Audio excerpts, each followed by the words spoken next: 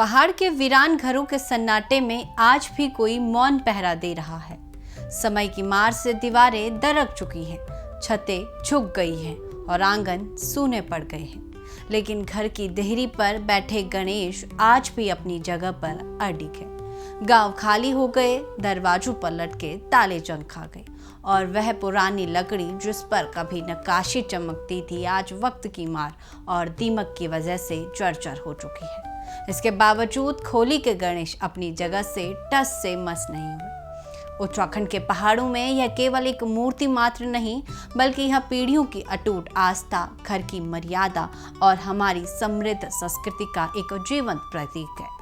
कभी हर पहाड़ी घर की चौखट पर मुस्कुराने वाले ये गणेश आज भारी पलायन, बदलते समय और टूटते गांवों के बीच एक मूक इतिहास की तरह खड़े हैं।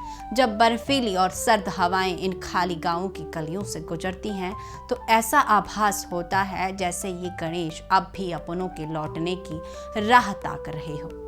यह कहानी सिर्फ पत्थर और लकड़ी की नहीं, यह पहाड़ की आत्मा, उसकी विरासत और लोक जीवन के संघर्ष की कहानी है। उत्तराखंड की इस अनूठी परंपरा में घर का मुख्य द्वार केवल आने जाने का रास्ता नहीं, बल्कि गहरी आस्था का केंद्र हुआ करता था। हिमालय की ऊंची वादियों में जब धुंध की चादर पुराने गांवों को अपनी आगोश में ले लेती है, तब भी ऊंचे पहाड़ों पर बने पठाल की छत वाले घरों की चौखटें अपनी एक अलग ही आभा बिखेरती हैं। इन घरों के मुख्य द्वार, जिन्हें स्थानीय पहाड़ी भाषा में खोली कहा जाता है, वहां विराजमान गणेश जी को घर की किसी निर्जीव मूर्ति की तरह नहीं, बल्कि परिवार के सबसे बुजुर्ग सदस्य और एक सजग पहरेदार की तरह सम्मान दिया जाता था। पहाड़ के इन गांवों की गलियों में कदम रखते ही गढ़ रत्न नरेंद्र सिंह नेगी का सुप्रसिद्ध मांगल गीत "दैणा होया खोली का गणेश, दैणा होया मोरी का नारायण" कानों में गूंजने लगता है। पुराने घरों की खोलियों में आज भी बैठे गणेश इस जीवंत परंपरा की मिसाल है। पुराने समय में जब पहाड़ों में घरों का निर्माण होता था, तो सबसे पहले स्थानीय शिल्पकार को आमंत्रित किया जाता था। वह शिल्पकार केवल एक मिस्त्री नहीं, बल्कि एक सिद्ध कलाकार होता था। तुन या देवदार की बेशकीमती लकड़ी पर जब उसकी छेनी चलती थी, तो वह चौखट के ठीक बीचों बीच यानी सिरदल पर एक नक्काशीदार छोटा सा सिंहासन तैयार करता था। उस छोटे से खांचे में भगवान गणेश की अत्यंत सुंदर आकृति उकेरी जाती थी। हाथ में मोदक, लंबी सूंड और ममता भरी सौम्य आंखों वाला यह स्वरूप विघ्नहर्ता के रूप में घर की दहलीज पर विराजमान होता था। लोक मान्यता थी कि जिस घर की खोली में गणेश का वास होगा, वह दुख, दरिद्रता और बुरी शक्तियां कभी प्रवेश नहीं कर पाएंगी। यही कारण था कि हमारे पूर्वजों ने घर के मुख्य द्वार पर गणेश को सर्वोच्च स्थान प्रदान किया।